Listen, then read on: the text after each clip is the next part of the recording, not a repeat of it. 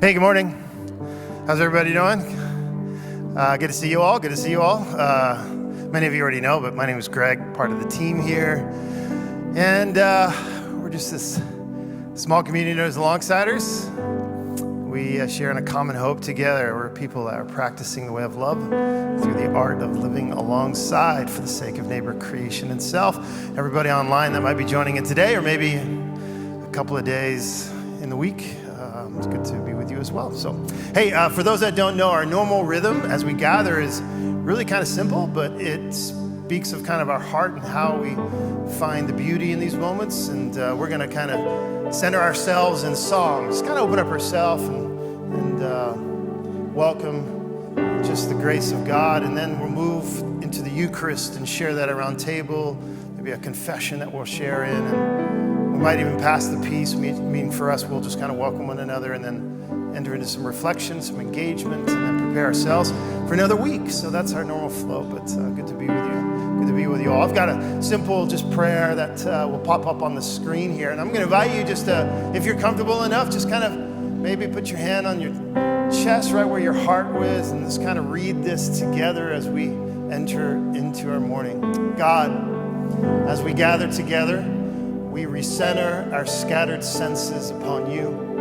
We rest in the sufficiency of your grace and kindness. And as you speak, help us to be awake and attentive, welcoming what we need to hear. Amen.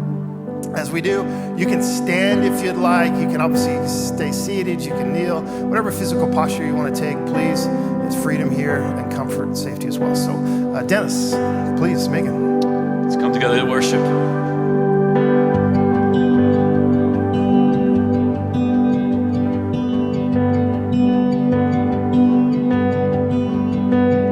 And oh, give thanks to the Lord.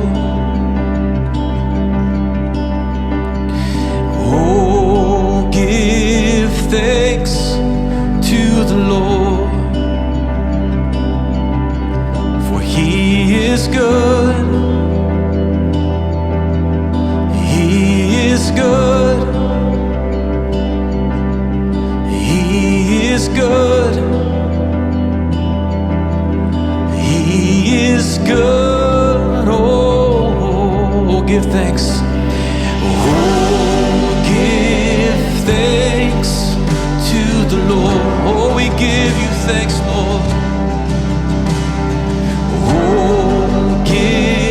Thanks to the Lord, for He is good. He is good. He is good. He is good. Oh, His steadfast love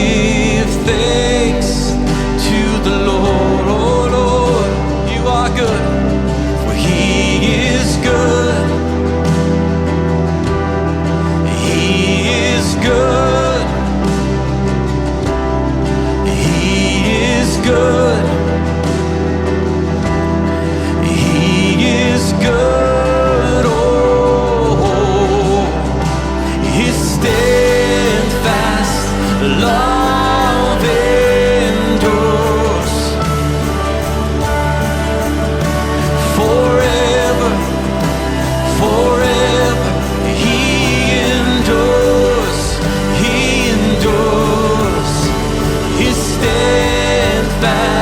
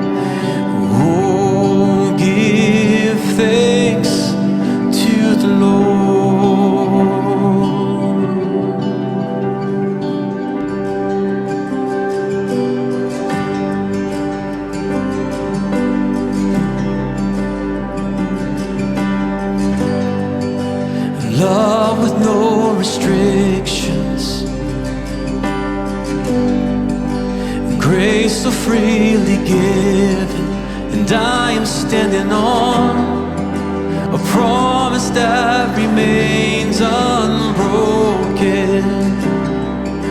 Through all my brokenness, love with no restrictions, and grace so freely given, and I am standing on a promise that remains unbroken. Through all my brokenness, your love is unconditional. Your hope is unconditional. Your joy is unconditional. Always, always. Your love is unconditional. Your hope is unconditional. Your joy is unconditional. Always, always.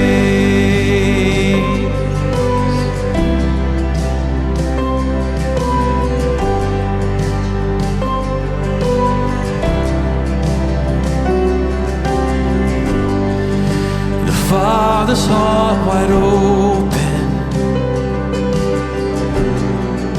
and hope that can't be stolen. It's never running out. There's grace enough for all your children. It's never running out. Oh, your love is unconditional. Your hope is unconditional. Your joy is unconditional. Always, always. Your love is unconditional. Your hope is unconditional. Your joy is unconditional. Always, always.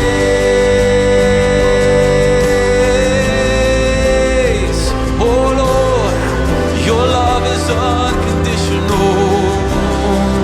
Always, always.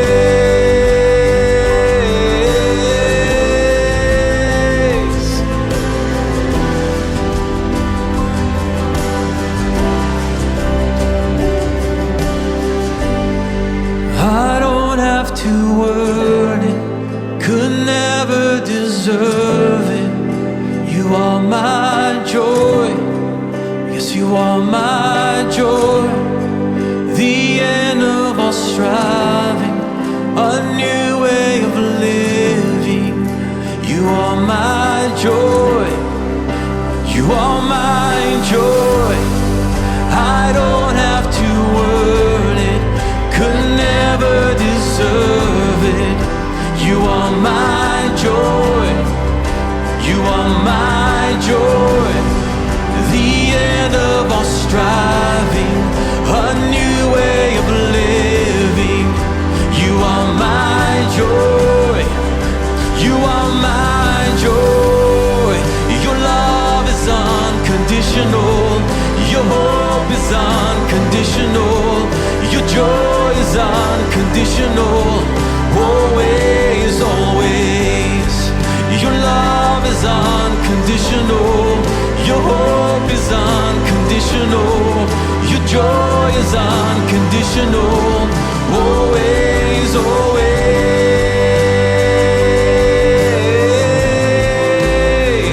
Oh, we worship you, Lord. Always.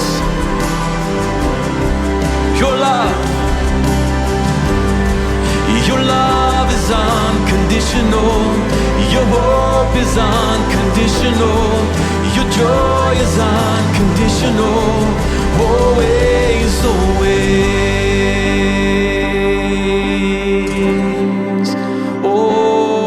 Always.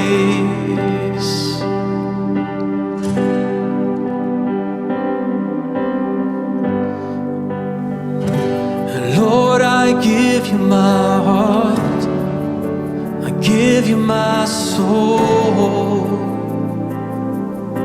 I live for you alone, and every breath that I take, every moment I'm awake.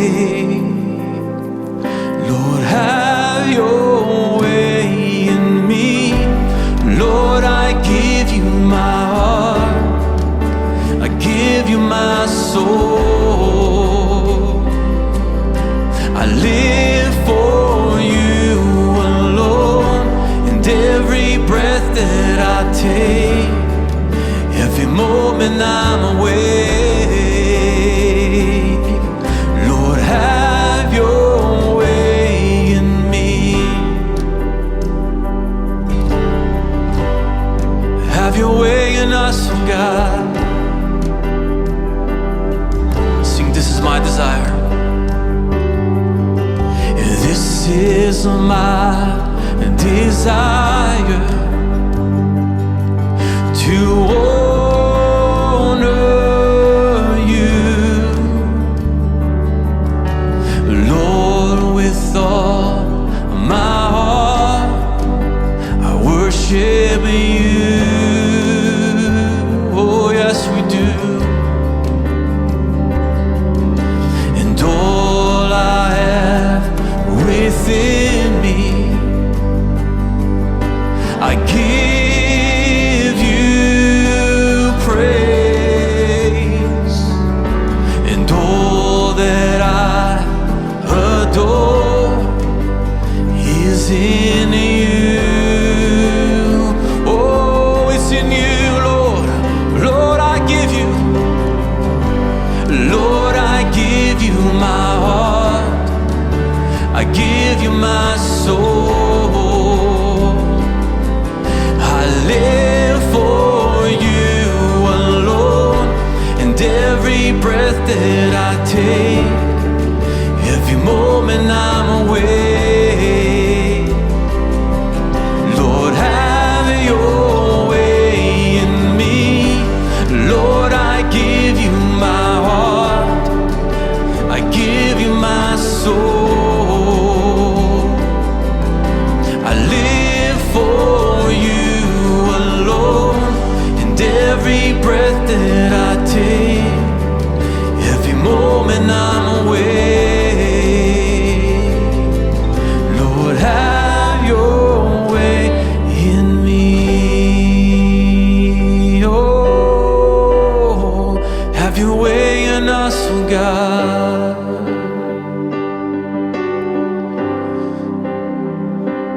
Let's sing that again. Lord, I give you my heart. I give you my soul. I live for you alone. And every breath that I take, every moment I'm awake,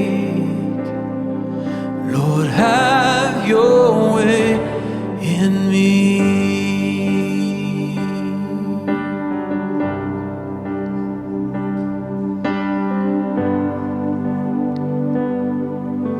Good morning, everyone. My name is Jamie, and I have the honor of just guiding us in the Eucharist today.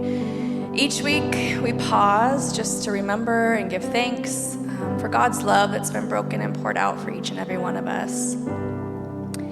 If this is a familiar and a meaningful practice to you, then I just want to invite you to take the elements that you might find on your table or your chair, hold them in your hand. For those of you who are at home joining us, maybe you have something simple prepared beside you and you can take that. We're just going to hold that in our hands and we're going to read together the Eucharist confession that hopefully pops up. There we go. All right, let's go ahead and read together. Through this sacrament of bread and cup, we remember Jesus. Through this bread and cup, we confidently confess we are the beloved of God. Without shame or fear, we acknowledge and confess our shortcomings and sin.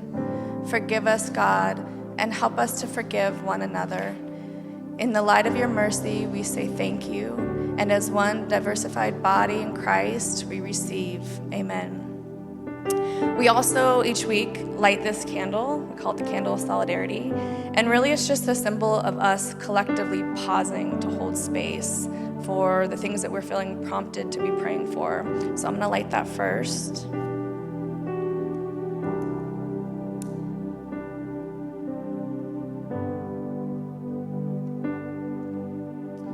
So we've become accustomed to this screen popping up during this portion of the gathering.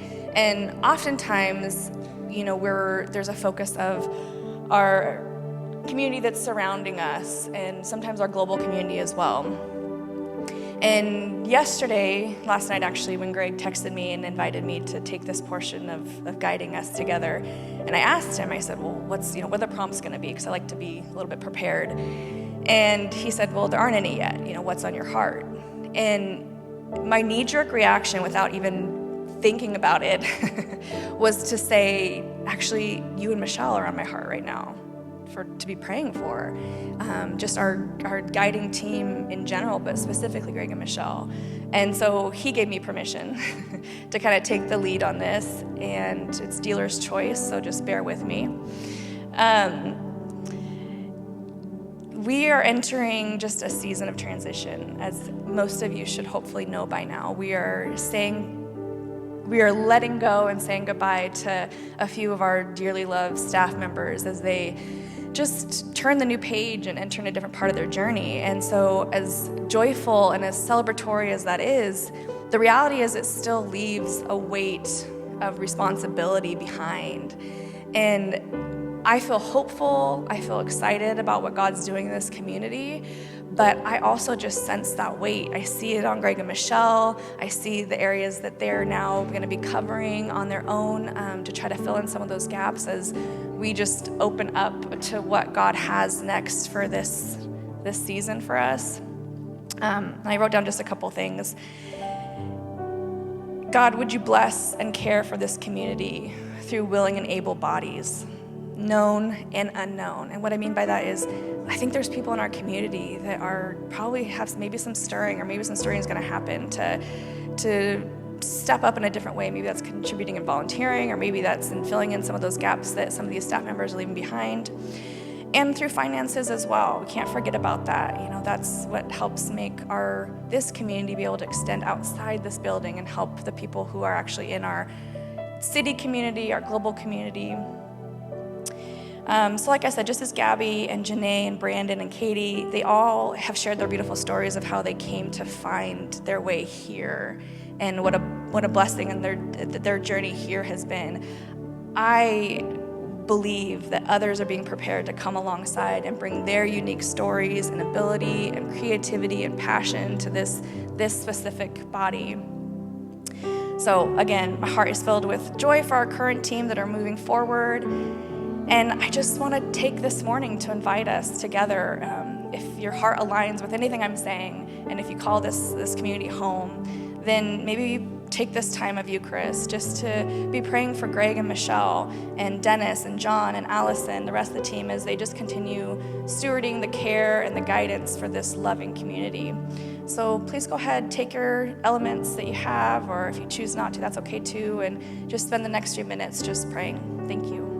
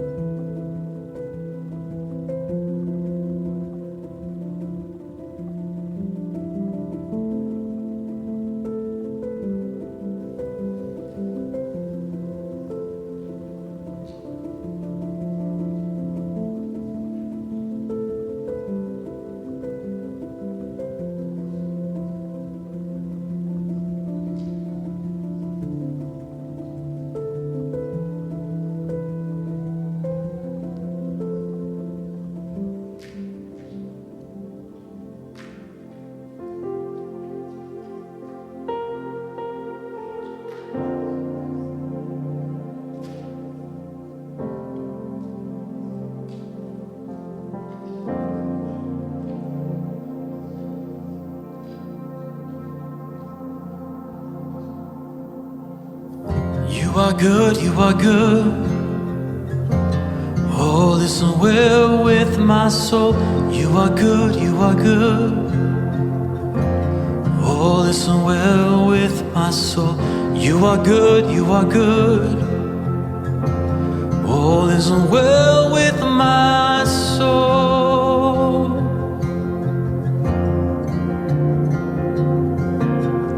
You are good, you are good. Oh, listen well with my soul. You are good, you are good. Oh, listen well with my soul. You are good, you are good. Oh, listen well with my soul.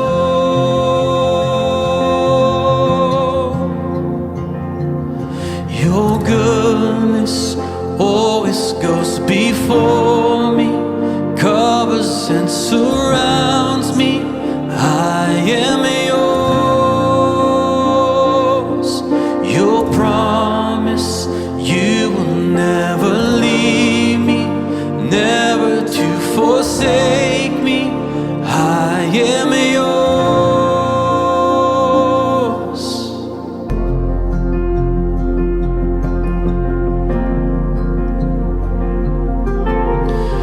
You are good, you are good. All is well with my soul. You are good, you are good. All is well with my soul. You are good, you are good. All is well with my soul.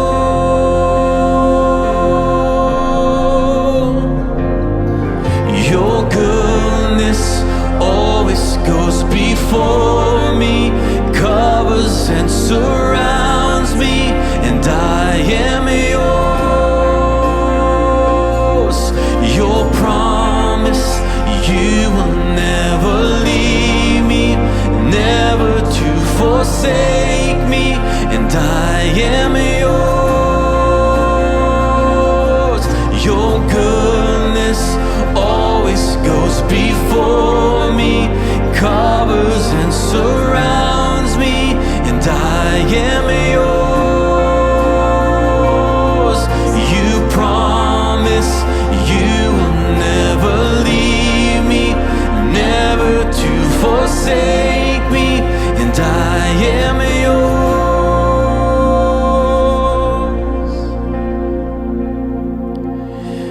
When I walk the road of suffering, I know you are with me. In the presence of my enemies, you prepare a table for me. When I walk the road of suffering, and I know you are with me. In the presence of my enemies, prepare a table for me, for me. Oh, with me, oh God, and for me, yeah.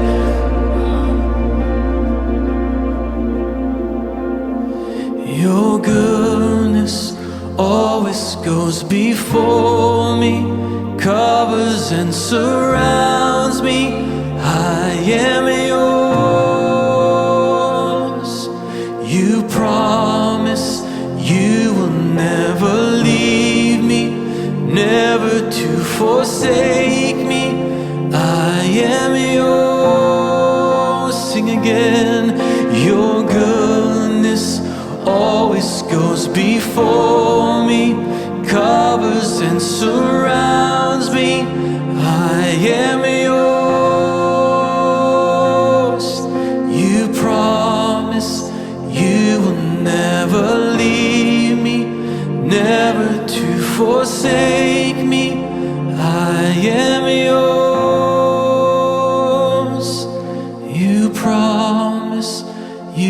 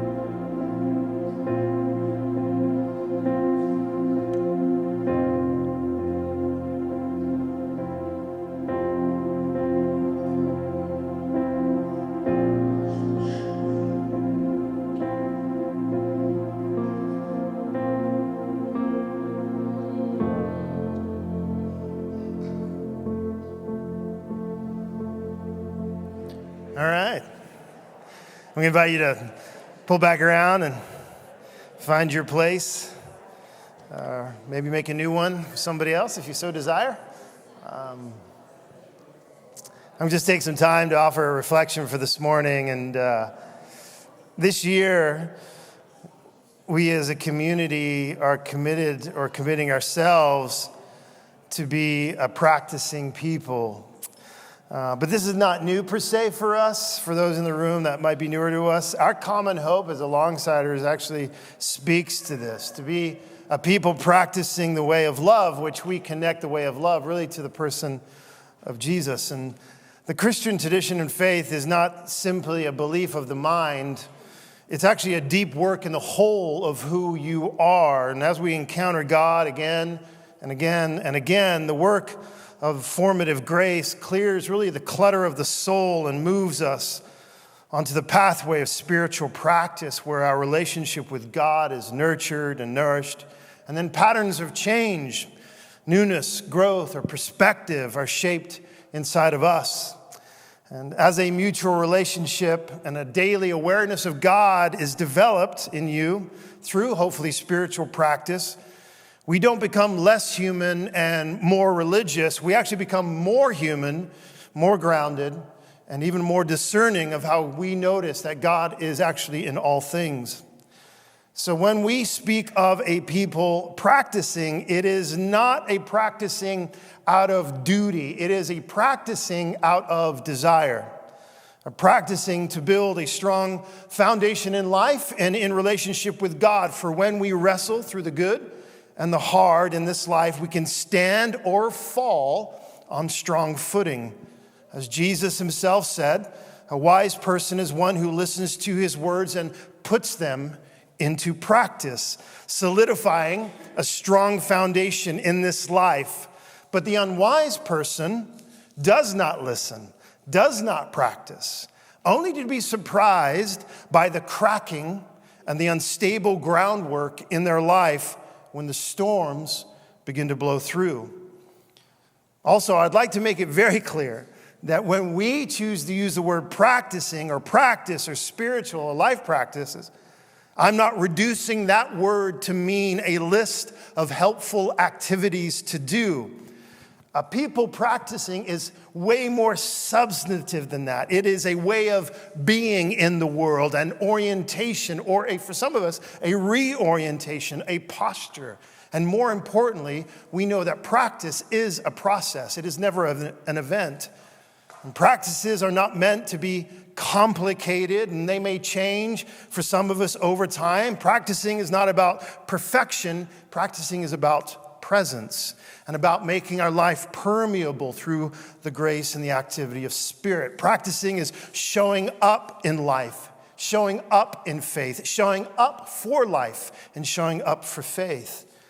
And some practices will require you to set aside time and maybe even set aside a certain place in your home. Maybe if you have a porch and a special chair in a room, a certain spot in the city. But most practices actually happen in and through the daily activity of our life experience. Now, so much more will be said concerning us being a people practicing as we move through the year. But for now, I want to ask this one question and begin to make some space for you to write a response on those white cards called the engagement cards that sit on your table or your chairs. And even share your response maybe with people around you if you so choose. But based on this question that I'm about to pose, you will know where I'm going today with today's reflection. So you guys ready for the question? For here it comes. What in your life triggers your impatience? Exactly. What in your, no pointing to your spouse, Bill. What in your life triggers your impatience? I want you just to take a moment and here, check this, listen up. On one side of that card, if you can imagine a column, you write down maybe a line in the middle of the card. On the left side of the card, just kind of maybe write down if there's one or more things that trigger your impatience on the left side of the card. We'll just give you a few minutes to go ahead and do that, think through that. And if you want to share with those around your table or those around where you're seated, please do. As you know, we're a community that loves to participate with one another and engage in this thing called the spiritual life. So go ahead.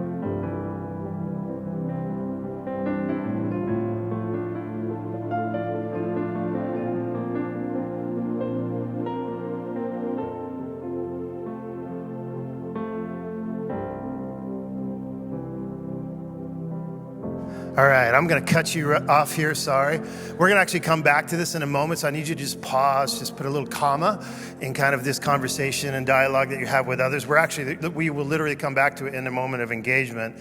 But how many of you were able to list at least one cause or trigger of impatience? Just hands raised, right? Okay. How many were able to list several triggers of impatience, right? I mean, here's the thing. Impatience is a very human experience, is it not?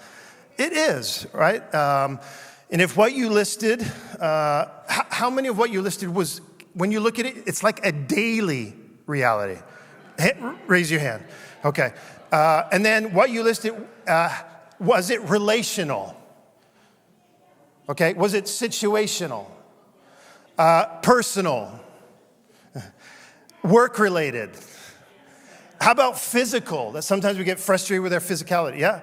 All right. Okay. All right. There's probably more, right? Those are just a few things that I was musing on. But one might ask if patience is actually the hardest living virtue, because almost it seems like every day we meet patience face to face, or maybe patience meets us face to face.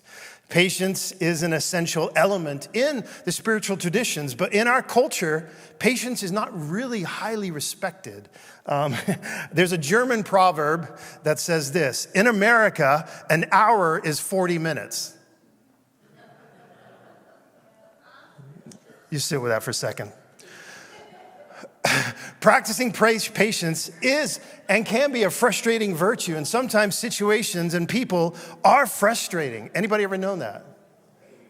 And have you ever noticed that sometimes you're the reason why you're impatient?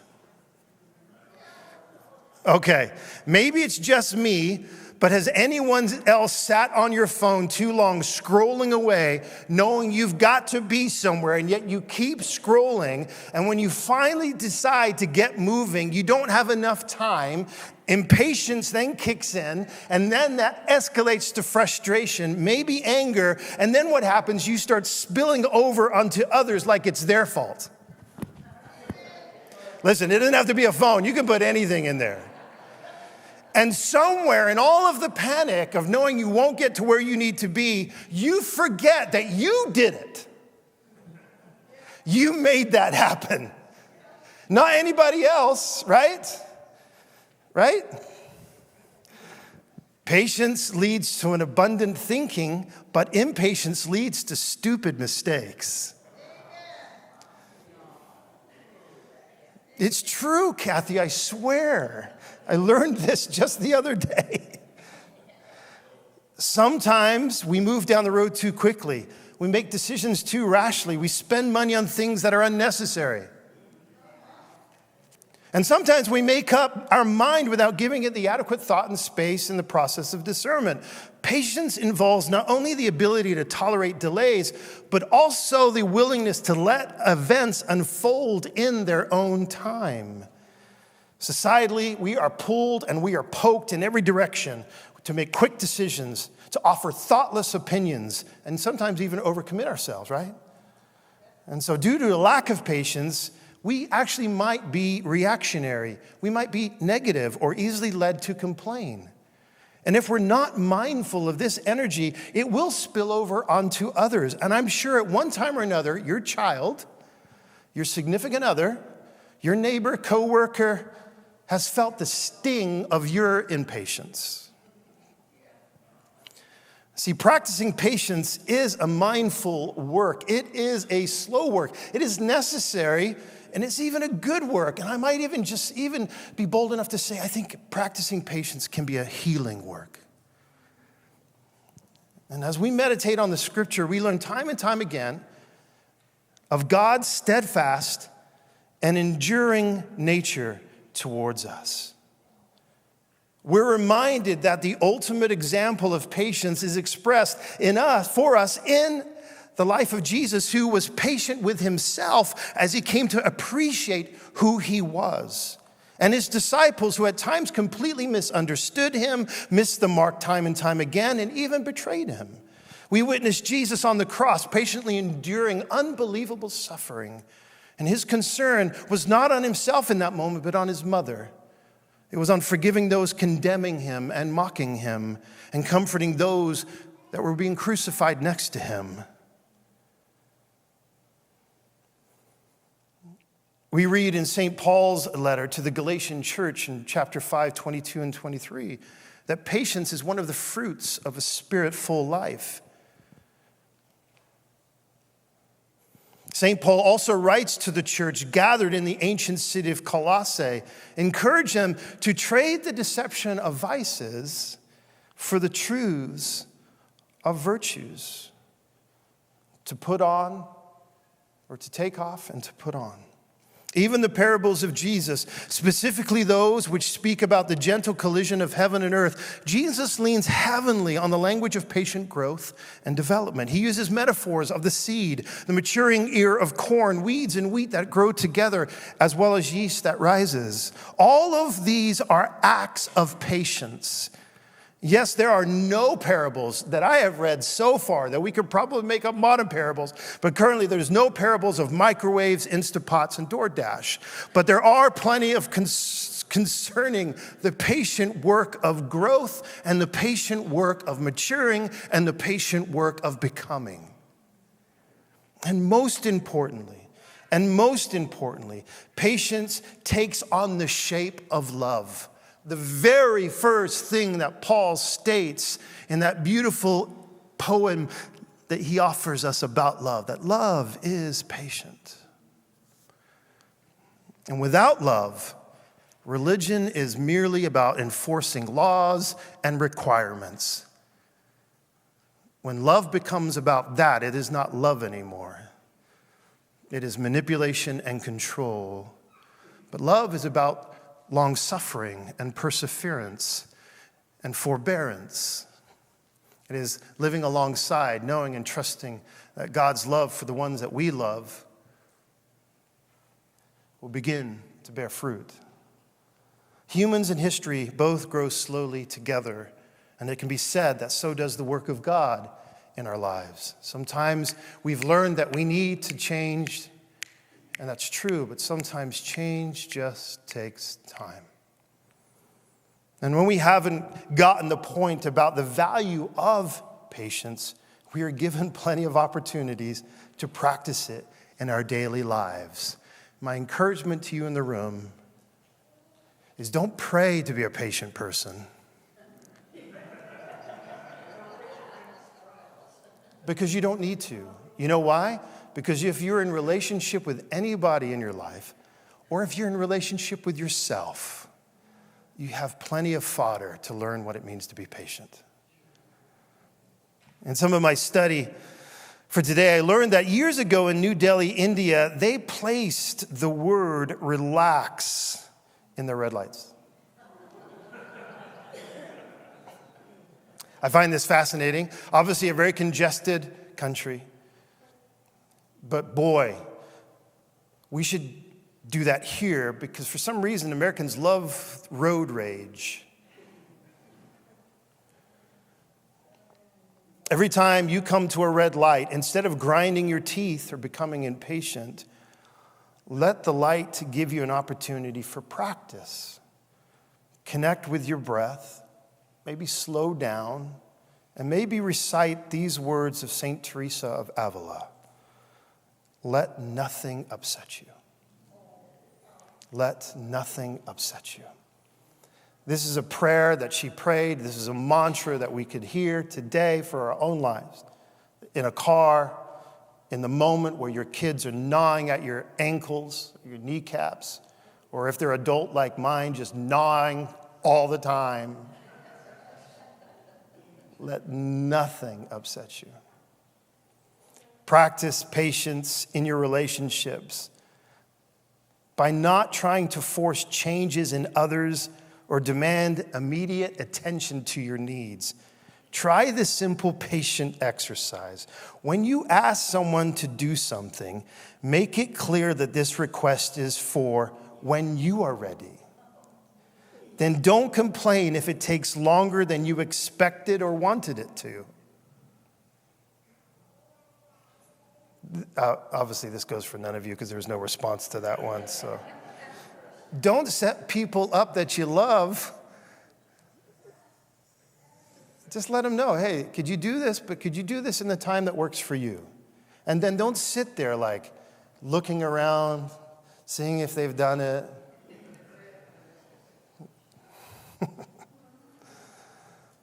Some of you are like, well, you don't know the person I'm with because they will just take forever and they'll never get done. And then I'll just...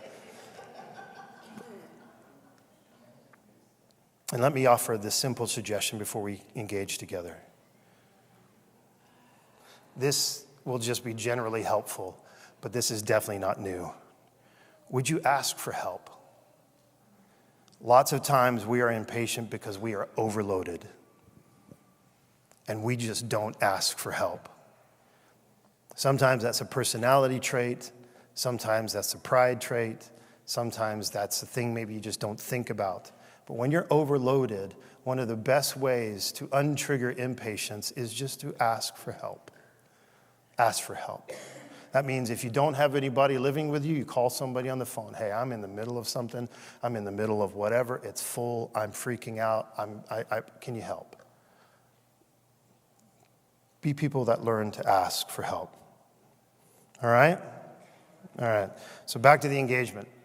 On the engagement card, as we've done, write down the things in your life that regularly trigger your impatience. And then, on the other side of that card, write an attitude or action next to that trigger that could help you slow down in that situation.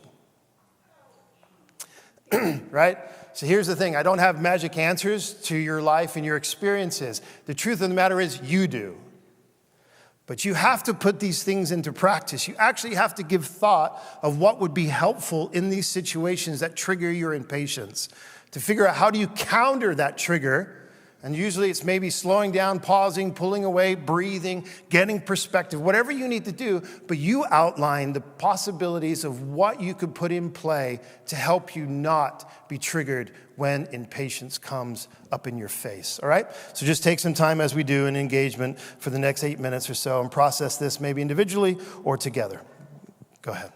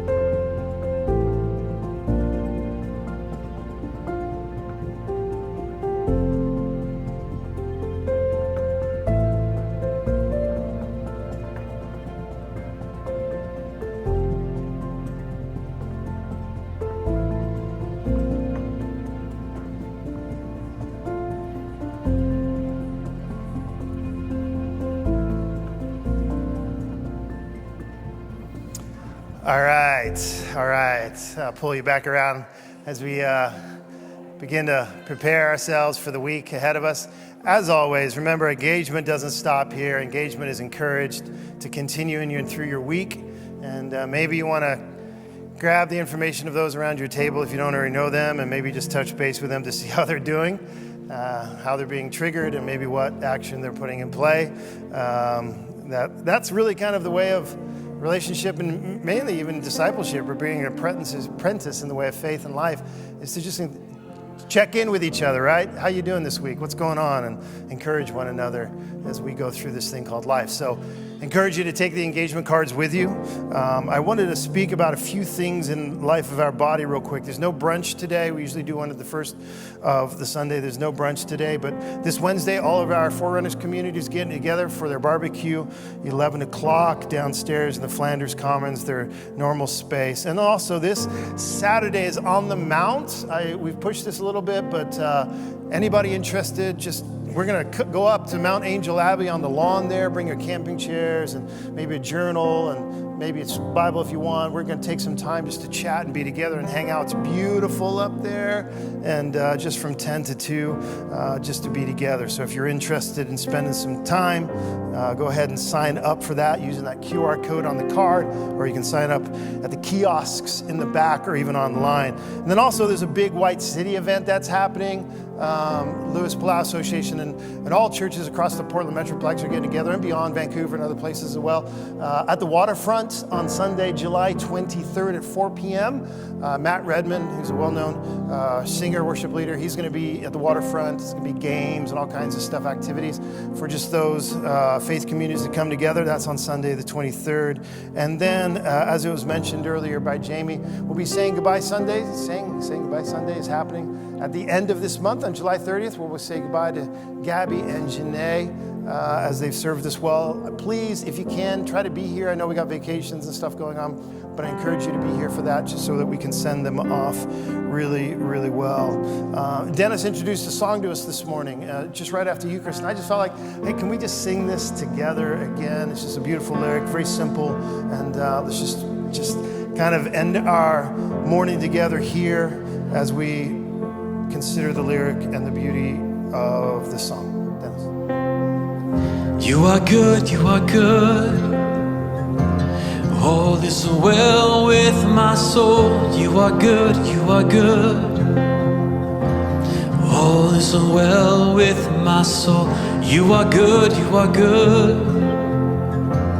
All is well with my soul. Sing it out. You are good, you are good. All is well with my soul. You are good, you are good. All is well with my soul. You are good, you are good. All is well with my soul.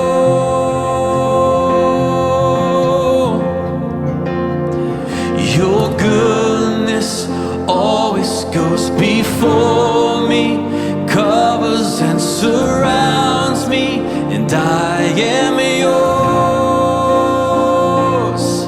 Your promise, you will never leave me, never to forsake me, and I am yours.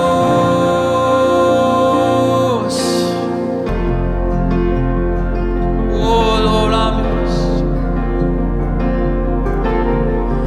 You are good, you are good. All is well with my soul. You are good, you are good. All is well with my soul. You are good, you are good. All is well with my soul.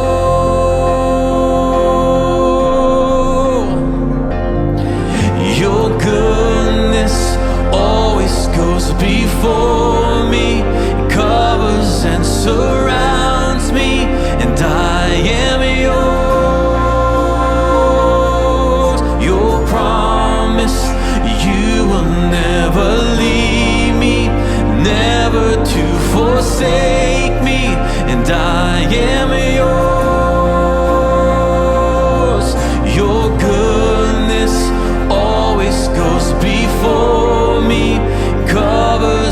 surrounds me, and I am yours.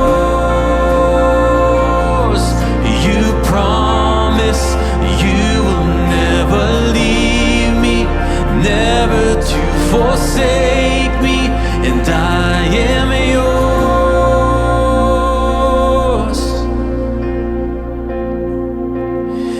When I walk the road of suffering, and I know you are with me, in the presence of my enemies, you prepare a table for me.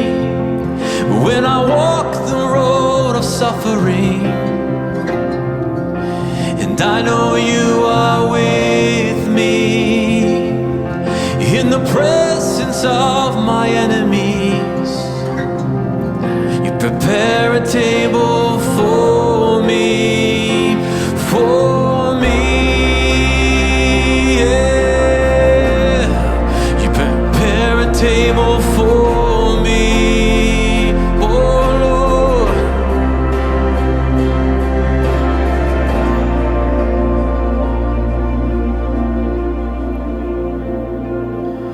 Your goodness always goes before me, covers and surrounds me. I am yours. You promise you will never leave me, never to forsake me. I am yours. Sing again. Your goodness always goes before me, covers and surrounds me. I am yours.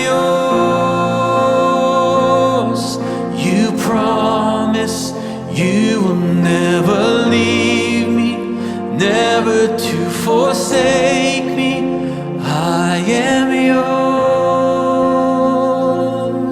You promise you will never leave me, never to forsake me. I am yours.